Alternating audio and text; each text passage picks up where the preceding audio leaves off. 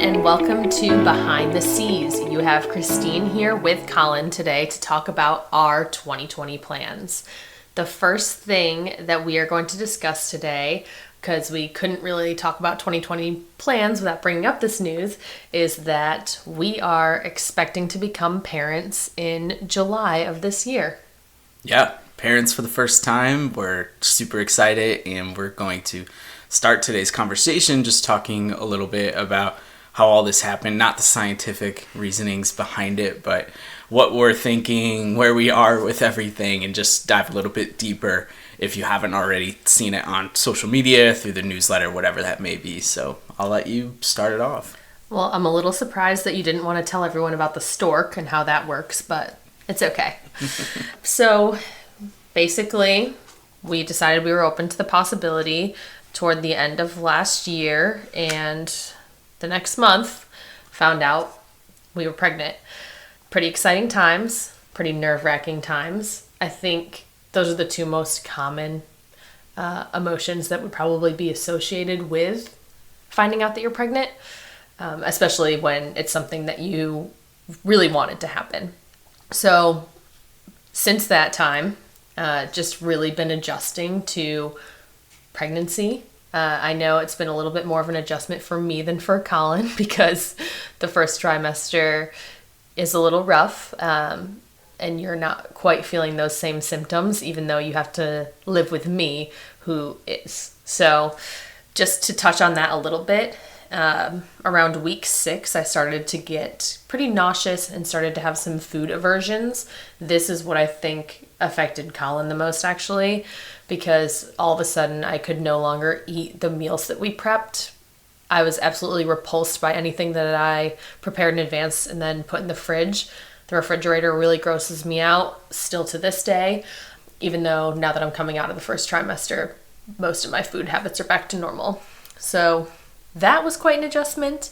And then the exhaustion is very, very real. I went through a period of time, I think I talked about this on a previous podcast, but I went through a period of time last year where I was unable to sleep. How I felt during that time was pretty rough because it messes with your head and then makes the sleep issue worse. But this time, I could sleep for 10 hours a night and still wake up feeling really, really exhausted and spend the whole day exhausted and drained of all energy. And that, I think, felt worse to me than like not being able to sleep, because it just feels artificial and you don't know what to do about it, and there's nothing, and you're just kind of like drained all day, every day, extremely drained. And that was really hard for me because I know I'm usually a super active person. So I'm again coming out of that a little bit right now, which is nice, but it's really crazy to me that you can spend the first 3 months of growing a human inside you and it feels like it's sucking the life out of you, and then you spend the next 3 months of growing a human feeling energized by it. I don't understand how the human body works in such intricate ways, but that has been funny to me.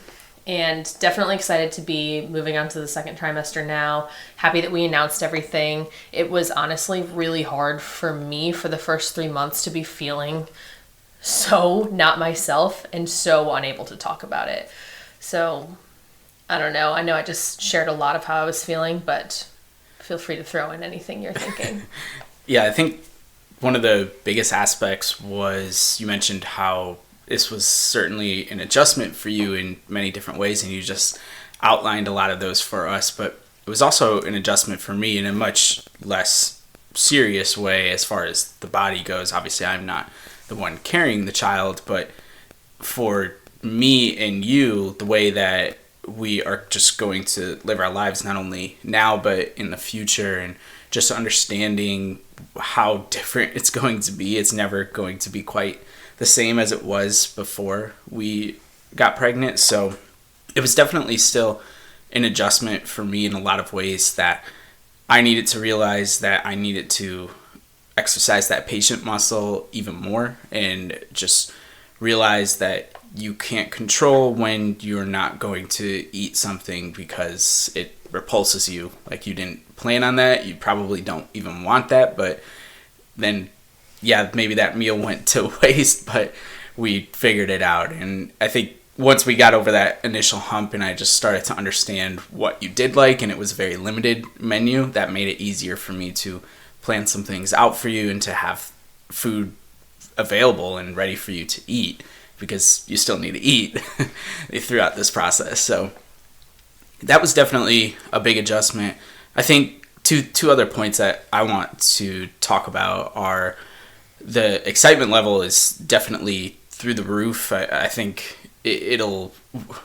there's always going to be that worry, and I think I've talked about this before, and if I haven't, I've definitely thought about it, so maybe it's just me regurgitating it out of my head, but I think there's always going to be a worry that something is going to go wrong, and that probably won't subside until we actually are holding the baby in our hands. So we're definitely really excited, and whenever we get to talk to people about it, it's definitely, you can see that excitement in us, but I really can't wait. I don't want to like speed up time or anything like that, but I really can't wait for that day where we actually get to hold the baby in our hands, because I feel like the excitement will just be able to really come out at that point. And there's new worries that'll come when the baby is born into the world, but not quite the same worries as you have during a pregnancy.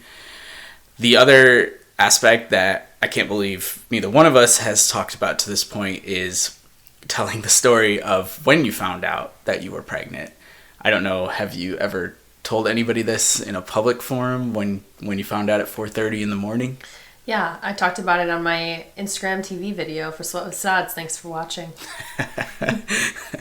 I heard a lot of it in the background. I was listening in, yes, eavesdropping, and so I did hear a good amount of it. But we can definitely share that news, which I think is really cool. But I want to touch on something that you just said before we glaze over it, and that's the worries of this time period. I think I expected to be really worried about things like labor and things like having a baby to take care of, but I'm actually not super worried about those things. I'm not super worried about labor because things get out of control. You can't have a ton of control in that situation, and you might have to lower your expectations. Maybe things will go amazing and just as you planned. Maybe they won't, but it has an end in sight, and it's a quick end in sight. Most people aren't in labor for weeks, whereas the first trimester, struggling and not feeling like myself and just feeling sick and tired all the time, I was like, when will this end? I spent 3 months thinking, how will I get through this? When will I get through this? So I think personally, I'm not super worried about those other things. I know maybe I'll change my tune when the baby's actually here, but personally, that was something that I wanted to share. I have just been nervous on the carrying the baby front, just because you hear from so many people who have struggles, that I didn't want to really get my hopes up until that 12-week appointment came. And it's still almost like you have an appointment, you find out everything's good, you're in your appointment for like 5 or 10 minutes, and then you leave, and then you don't see the doctor again for 4 weeks. So over the course of that 4 weeks, your brain will play a lot of games like, what's actually happening? Am I still pregnant? Especially because I'm not showing yet. So up until the point where I start showing and growing, I think I will just be nervous. Yeah, same here. That's that. But I'll let you now share the more exciting news of how I actually found out. Yeah, so we found out on a Thursday morning, because prior to Christine finding out that she was pregnant, she was still coaching at one of the gyms down here in Charlotte, very early morning shifts before she would go to her full-time job. Prior to that Thursday, we had done a test. I want to say it was Sunday or Monday. It was Sunday, because then we went to the brewery afterward because I thought I wasn't pregnant. Right. We met up with Sam, our friend Sam, who gets a lot of attention on this podcast. So shout out to Sam again. And we met up with Sam. We had a couple drinks at I think we went to 3 different breweries, checked them out all for the first time, had a good time, and then didn't think anything of it until 4:30 in the morning arrived. The alarm went off. Christine got up, went into the bathroom, And I didn't expect her to take the test that morning. She didn't warn me that it was happening again. And I guess she decided that when she got up, she had read something. I think this is right, so tell me if I'm wrong. Well, I'll just tell you. So Okay. Sunday when I took it, we went out in the middle of the day on Sunday, bought the pregnancy test, and I peed on the stick. It was like noon or afternoon. And after I peed on the stick, I read that you're supposed to use the first pee of the day because that's when everything will be the most concentrated.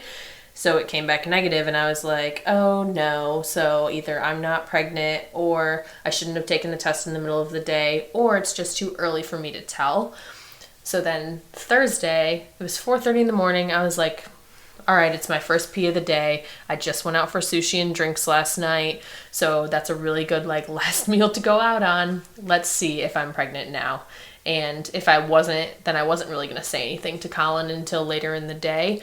But I took the test, came out, woke Colin up from his sleep by saying, I took another test and the result is different. Well, she actually woke me up because she screamed in the bathroom. Oh, I forgot that.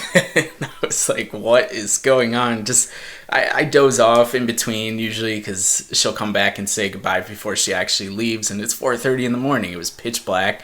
I was comfy in my bed. And all of a sudden I hear this loud scream. And I don't know that she's taking the test. So I'm like, what's happening? And luckily she ran right out and she told me. And long story short, I didn't fall back asleep that morning. So it was a early start to the morning, and everything changed from there. You coincidentally had an appointment that day that ended up confirming it all with a blood test, but that's kind of how it all started. It was so early on, though, that when I went to my just regular annual OBGYN appointment, they had me pee on a stick at like noon again. It came back negative. And then the doctor said, you're way more likely to have a false negative than a false positive. So it's very common for someone to pee on a stick and it says not pregnant and you are pregnant. But it is not common for you to pee on a stick and it says you're pregnant and you're not. Because it's trying to detect a hormone, basically. So you can not have the hormone in a detectable level yet and be pregnant. But if it detects that hormone, you are pregnant. So that's how I mostly knew, but then they took a blood test to confirm that anyway. I passed out from the blood test. It was super fun. Then they called me the next day with the results. So felt great that everything was confirmed. Yeah, so that's really the story of how it happened, where we are right now. Obviously, we're just getting out of that first trimester, and I'm learning a lot. The baby's the size of a lime right now. By the time this episode actually airs, it's going to be a little bit bigger than that because we'll be closer to 14 weeks or so.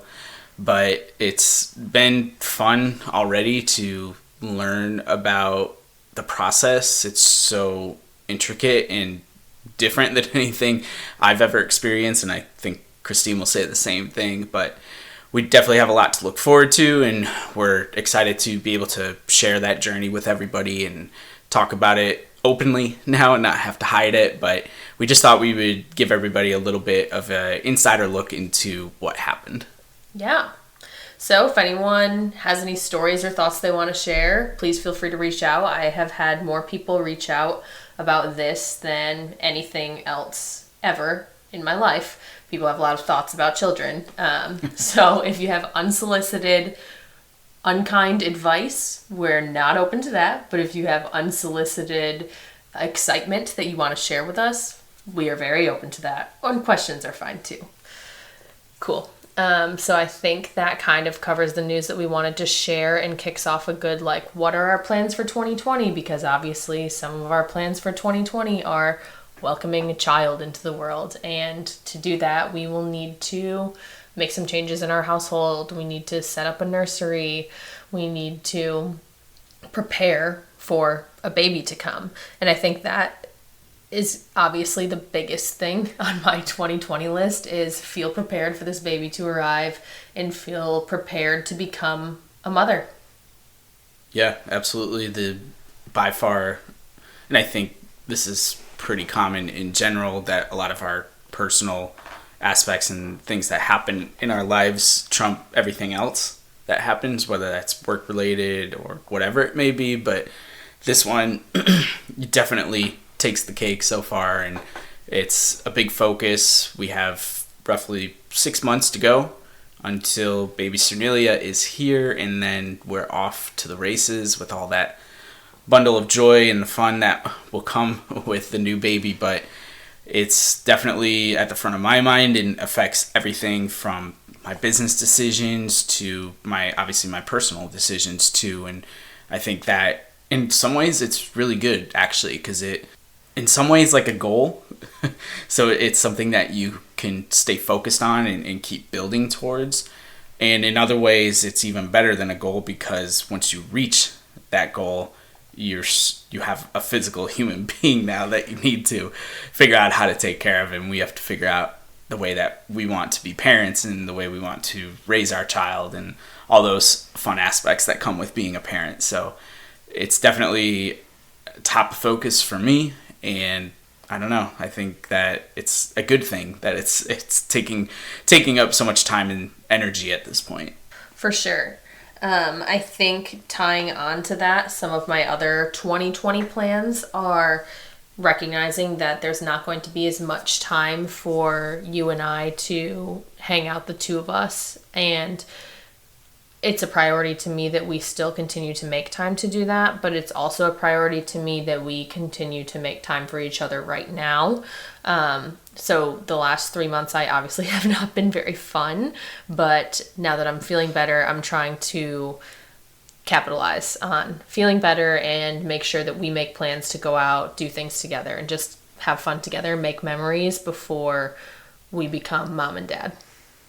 Yeah, and I think that we have done a good job already about making sure that, because it's super easy to get lost in the day-to-day shuffle, and we're around each other all the time, so it's like, well, why do you need to make more time? But that quality time, the key word being quality time, and that doesn't mean that we have to even leave the house, but it's like, okay, what are we doing? Are we playing a game together? Are we going for a walk together? Are we going out, like we're going bowling tonight and having some fun? So it's just making sure that it's not just vegging out and watching Netflix, which is totally cool and fun sometimes, but if that's all you're doing, then that's not really quality time in my mind, if that makes sense. Yeah, that's like a very easy thing to do with a roommate, not just a partner. So yeah, that's important to me.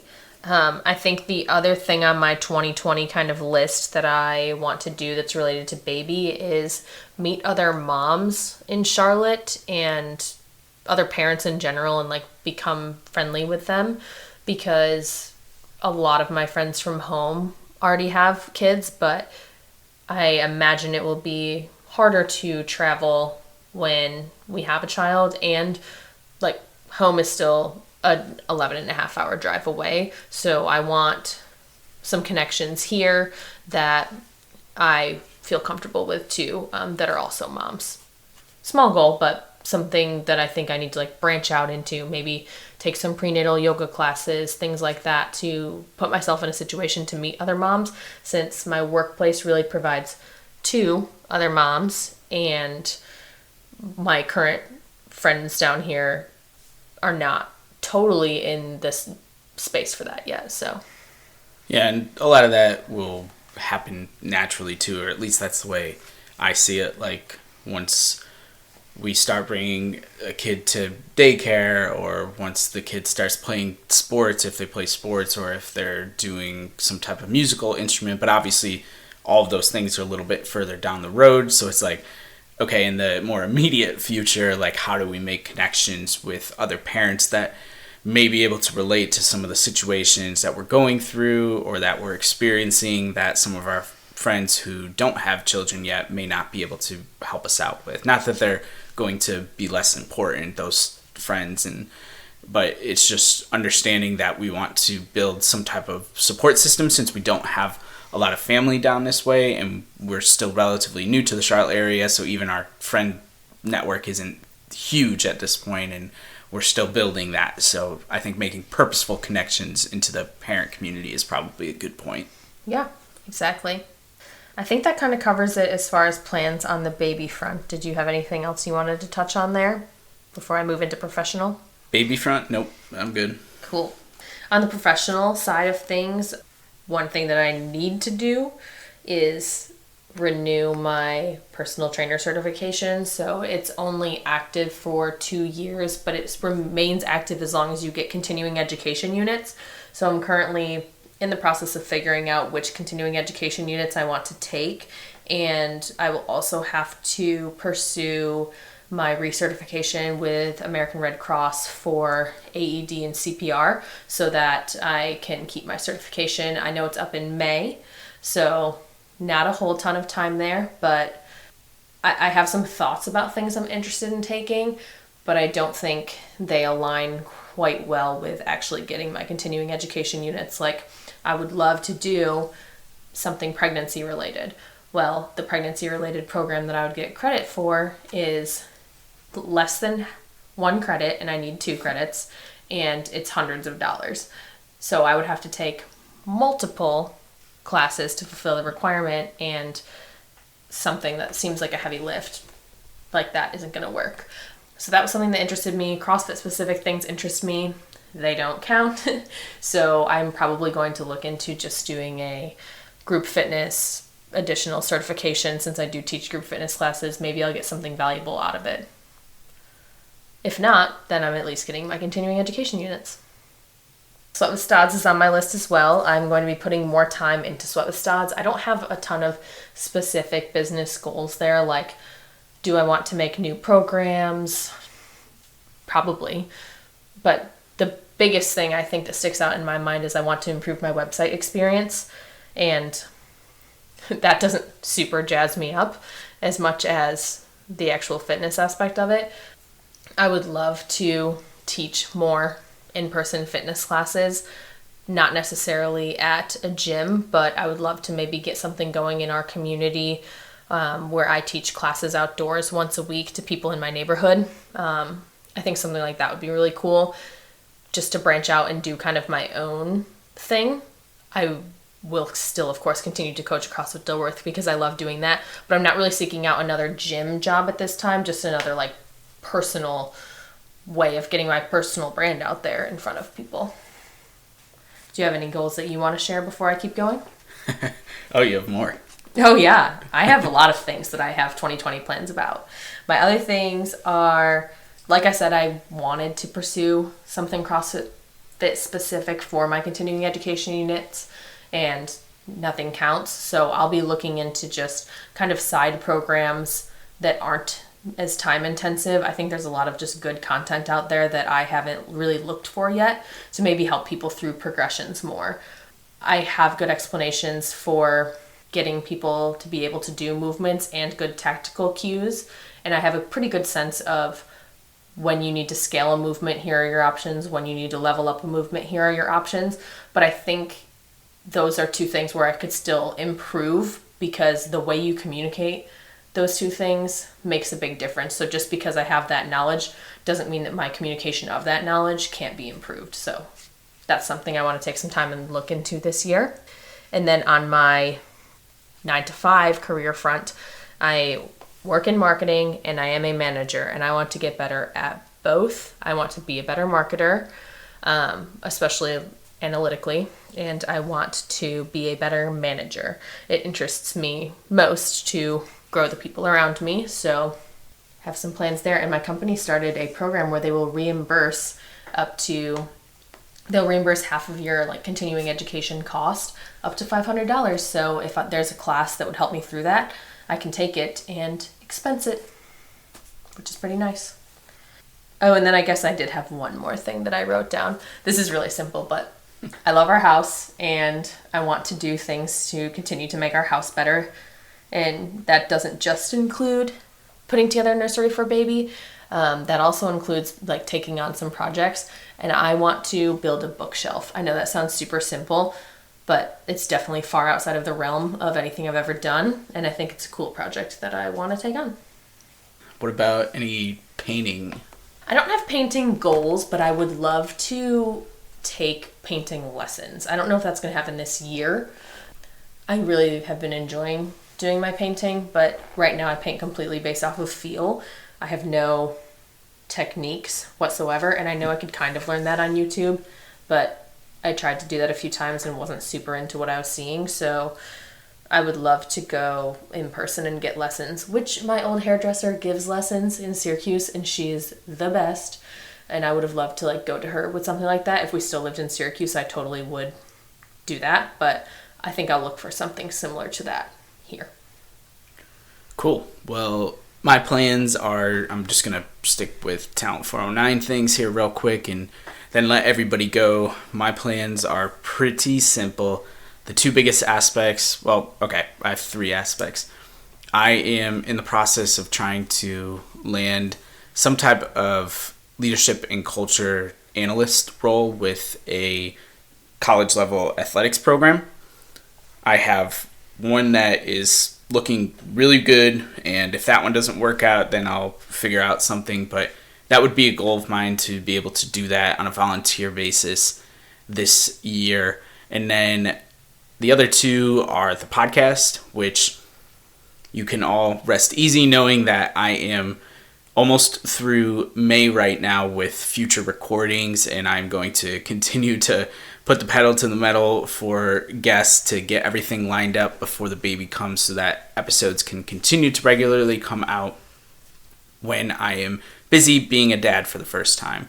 The podcast is super important to me. It's also a ton of fun, so I love spending the time doing it, but I also realize the importance of consistency, and over the past year and a half, my audience, at least from what I believe, my audience believes that every Monday, at the very least, they should expect a new episode. Sometimes there's extra episodes like this one sprinkled in on a Thursday, but at the very least, to expect a new episode every Monday. And I hope to, or not hope, I will continue to do that even when I am a new dad. The other aspect is finishing up the book, which I will get a little bit more clarity on here over the next few weeks and should figure out by February, but I'd like to have most of the editorial process done prior to the baby arriving and just be in the production aspect of everything at that point, printing and setting up marketing opportunities, aspects that will still take a little bit of time to do, but aren't going to be as, I don't even know the word that I'm really looking for, but the editing process can take up a lot of time and energy, and I don't know that I want to still be stuck in that process. And I think if I was still in that process, there might be something wrong with the thesis and the structure of my book, and that doesn't seem to be an issue right now. So I plan to have everything ready to be printed and go by the time the summer rolls around. Release point,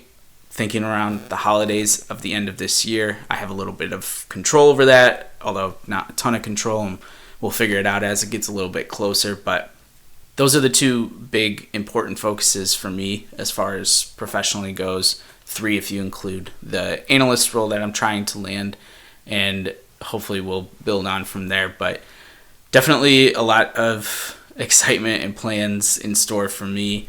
I think going back to my word of the year, efficiency, and understanding that I need to be more efficient with my time, that will help me in my personal and my professional endeavors and just help us both, which is obviously a really important piece to this puzzle as well. And I'm looking forward to it, and definitely looking forward to being able to continue to share all this fun that we have in the future. But unless you got anything else, that's pretty much all I got today. No, that's about it for me too. I'm just excited to have some energy and some goals to be pursuing. Well, more plans than goals, but like I said, the last 3 months have been like, just get through it, and I have not thought about my personal growth or future plans really at all in that time. And now that I'm starting to feel better this week, it's been like a flood of, wow, I should do this, I should do that, let's get down to this, So just excited to see all that 2020 brings. We are back on Monday. Monday will be a solo podcast episode, the last of January, before we roll already into February of 2020. Thank you for listening to this episode of Behind the Seas, and until next time, take it easy.